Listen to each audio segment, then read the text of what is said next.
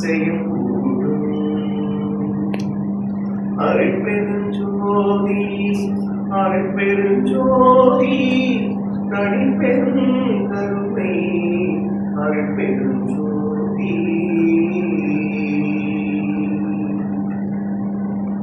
திருவிளங்க சிவயோக சிக்கியெல்லாம் விளங்க சிவஞான நிலை விளங்க சிவானுபவம் விளங்க திருவிளங்கு திருத்தில்லை திருச்சிற்றம்பலத்தே திருக்கூத்து விளங்க ஒளி சிறந்த திருவிளங்கே உரு விளங்க உயிர் விளங்க உணர்ச்சி அது விளங்க உலகமெல்லாம் விளங்க அற்புதமும் பெருந்தாயாம் மறுவிளங்கு குரல் வண்டி மகிழ்ந்து ஒரு பால் விளங்க வயங்கு மணி பொது விளங்க வளர்ந்த சிவன் கொழுந்தே கடைவினை கணபதி சரணம் சரணம் கஜமுக குணபதி சரணம் சரணம் சிலைமலை உடையவா சரணம் சரணம் சிவ சிவா சிவ சிவா சரணம் சரணம் அருளாரம்பே சரணம் சரணம் அழகாமளா சரணம் சரணம் கருணாலயனே சரணம் சரணம் கந்தா சரணம் சரணம் சரணம்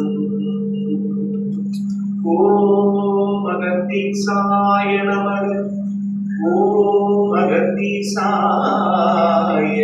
நமக ஓம் அகத்தீசாய நமக.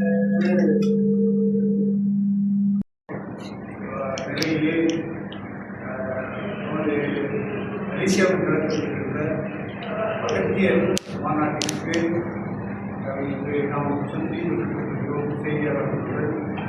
அதற்காக சிறப்பு இருக்கின்ற மலேசியாவில் இருக்கின்ற ஐயா பாப்பு சண்முகம் அவர்கள், மாநாட்டின் உதவியாளர்கள் மற்றும் மலேசிய தமிழ் பண்பாட்டு இயக்கத்தின் தேசிய தலைவர் அவருடன் ஐயா அவை முருகன் ஐயா அவர்கள் இருக்கிறார்கள். அவர்கள் மலேசியாவின் முன்னாள் மாநிலத்தின் கிராம மாநிலத்தின் கல்வி உயர் அதிகாரி.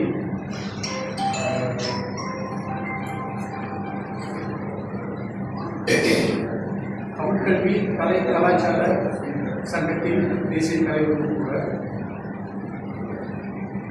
அடுத்து ஐயா வழக்கறிஞர் சீனிவாசன் ஐயா அவர்கள், ஜீவ சீனிவாசன் கட்சி இசை மாமணி நிறுவனர் சன்மார்க்க சேவை மன்றம் அடுத்து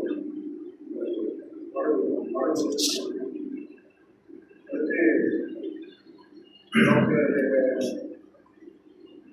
ஆத்மசுதன் பேராசிரியர் இயக்குனர் Delhi government SRM university Chennai. அடுத்து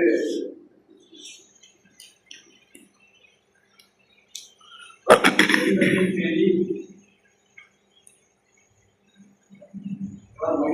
அவர்கள் உலக தமிழ் பண்பாட்டு இயக்கத்தின் பொதுச் செயலாளர் அவர்கள் வந்திருக்க யாரும்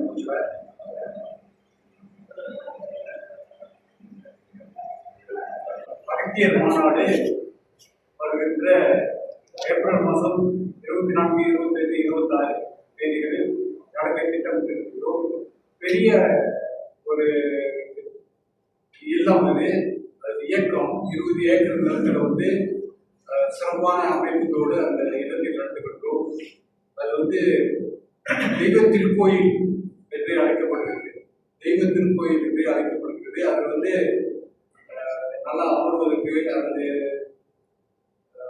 தங்குவதற்கான வசதிகள்லாம் இருக்கு. அப்புறம் நூலகம் இருக்கின்றது, அப்புறம் மோட்டிவேஷன் சென்டர் இருக்கு, பல அரங்குகள் இருக்கின்றன. ஆகவே அதெல்லாம் தேர்ந்தெடுக்கிறோம் என்பதை மகிழ்ச்சியோடு தெரிவித்துக் கொள்கின்றோம். இந்த நிகழ்ச்சியை தலைமை தாங்க வேண்டிய ஐயா ஹோம்ஸ் அறவாரியத்தின் தலைவர் ஐயா ஹோம்ஸ் தியாகராஜன் அவர்கள் அவசரமாக ஒரு கூட்டத்திற்கு புத்தகங்களை தான் அவங்க சந்திப்பு போயிருக்காங்க. புத்தக கண்காட்சி அங்கே யாரும் கூப்பிட்டுருக்காங்கன்னு சொல்லிட்டு 4 மணிக்கு அவருக்கு நிகழ்ச்சியாக தவிர்க்க முடியல. அழைப்பு 4க்காக அவர் போக வேண்டிய கட்டாயம் இருக்கு. அவருக்கு நம்ம வாழ்த்து சொல்லி ஐயா அவர்கள் உதவி தலைவராக மாநாடு உதவி தலைவராக இருப்பதால் அவர் முன்னிலையில் இந்த நிகழ்ச்சியை நம்ம நடத்தி வைக்கலாம்னு ஆசைப்படுறோம். அகத்தியரை பற்றி பலவாறாக பேசப்படுகிறது, சொல்லப்படுகிறது, பார்க்கப்படுகிறது. என்றாலும் ஏன் அகத்தியர் முதல் மாநாட்டை நாங்கள் அங்கே அமைக்கிறோம்னு சொன்னாக்கா, இந்த தமிழகத்தில் கூட அகத்தியர் இல்லங்கள், சித்தர்கள் இல்லங்கள் ஏராளமாக இருக்கிறது. அதுபோல மலேசியாவிலும் சித்தர்கள் இல்லங்கள், அகத்தியர் இல்லங்கள் ஒரு 70-80 இல்லங்கள் இருக்கின்றன.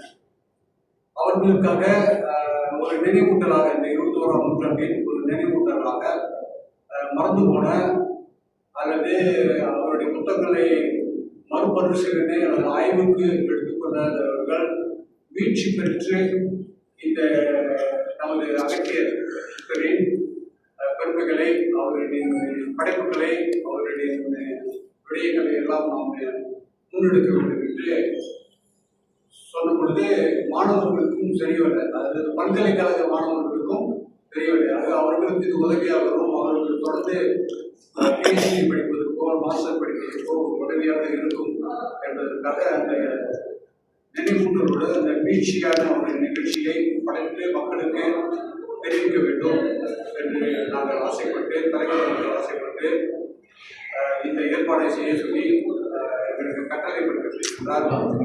அவரின் ஆசைப்படி, அவரின் கட்டளைப்படி முதலாக இப்பொழுதுதான் நாம் பத்திரிகை செய்தியாளர்கள் சொல்லிட்டு தமிழகத்தில் நடத்துகிறோம்.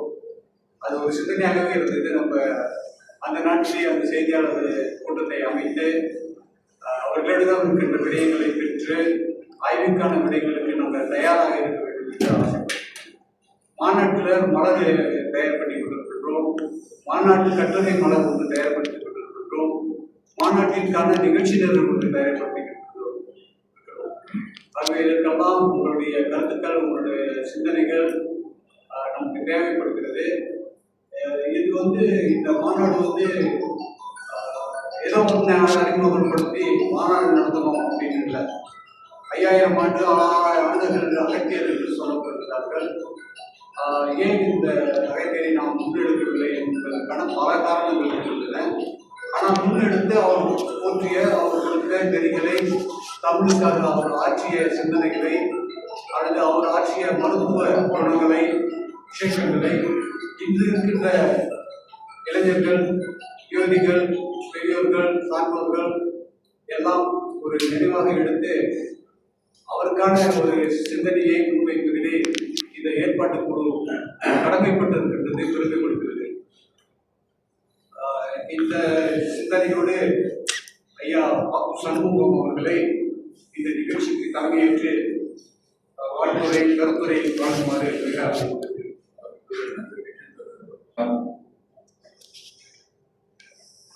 மலேசியாவிலிருந்து வருகை தந்திருக்கின்ற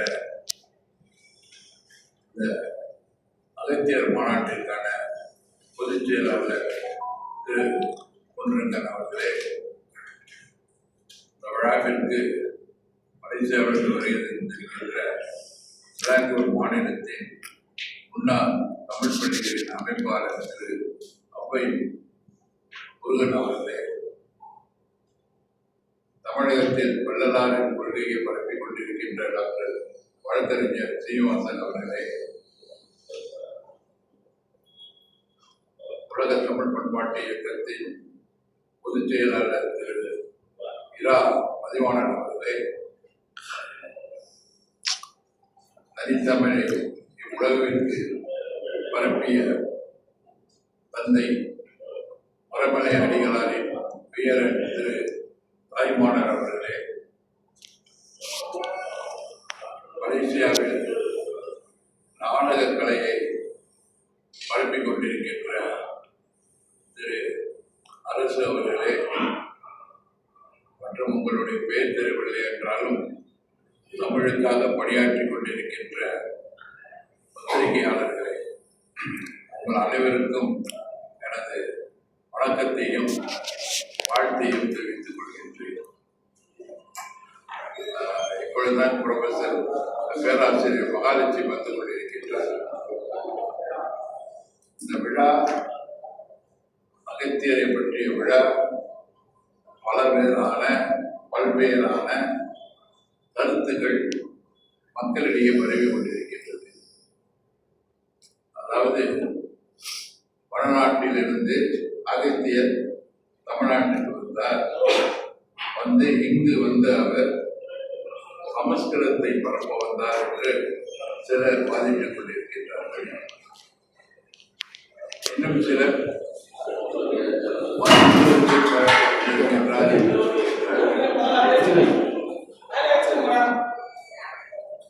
ஆனால் அவரை பற்றிய சரியான வரலாறு இல்லை. அகத்தியம் என்ற நூல் அவர் இயற்றியதாக சொல்லப்படுகின்றது. அந்த நூல் நம்மிடையே இல்லை. இருந்தாலும் ஔவையாரை போன்று அகத்தியரும் பல்வேறான காலத்தில் இருந்திருப்பார்களோ என்ற எண்ணம் எல்லாரிடையும் இருக்கின்றது. சில மருத்துவ புத்தகங்களில் அகத்தியர் பெயரும் இடம்பெற்றிருக்கின்றது. ஆகவே அவர் மருத்துவத்தையும் இந்த நாட்டிலே, இந்த மண்ணிலே பரப்பியிருப்பார் என்று சொல்லப்படுகிறது. மற்றொன்று,